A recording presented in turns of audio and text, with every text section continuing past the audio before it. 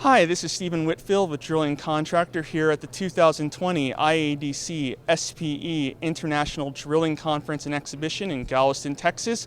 With me today is Mark Mitchell, President of Oil and Gas at AFGlobal. Mr. Mitchell, thank you for joining me today. Well, thanks for having me. Mr. Mitchell, I wanted to ask a few questions on managed pressure drilling, a hot topic today in the industry. Certainly is. Where do you see the pace of innovation with MPD technology today? I think from an innovation standpoint, you're going to continue to see incremental innovation on the equipment side. Where you're really going to see the most robust innovation is going to be on the software side, the control system side. You're going to see cloud-based data analytics, machine learning coming more into play, and that's going to be the biggest driver propelling innovation in MPD. From your perspective, what are you hearing from your customers, the contractors, the operators, about how they like to see MPD technology implemented in the field, how they like to see it developed? What are you hearing from your customers? Well, it actually varies quite a bit from customer to customer. The drilling contractors, they all tend to have kind of their idea on how they want MPD to be implemented and integrated onto the rig. The scale varies from contractor to contractor. I think there's still a big difference in adoption between onshore and offshore. Offshore, the drilling contractor has been early adopters. They've integrated the equipment onto the rig. They're becoming much more MPD savvy.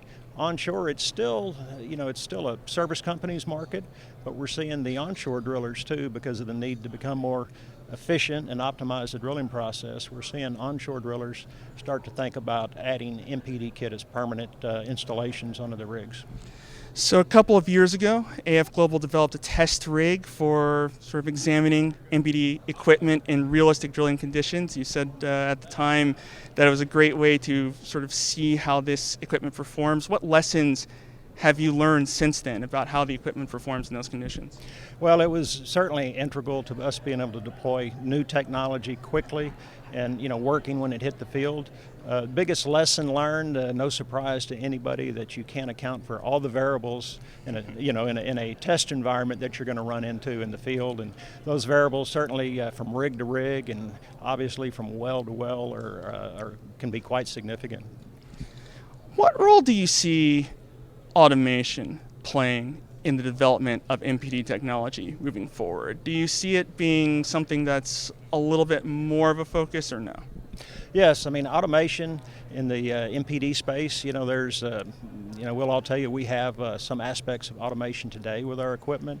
I think where you'll see this going is more in the closed loop decision making bit, where information doesn't have to leave the system to be acted upon. I think you're going to see more artificial intelligence employed, and I think as MPD becomes more and more mainstreamed as just another piece of the rig, and in constructing a well, I think you're going to see the interfaces change to where it becomes more important to the how it's being used on the rig, rather than how necessarily a service company and an MPD engineer might look at it.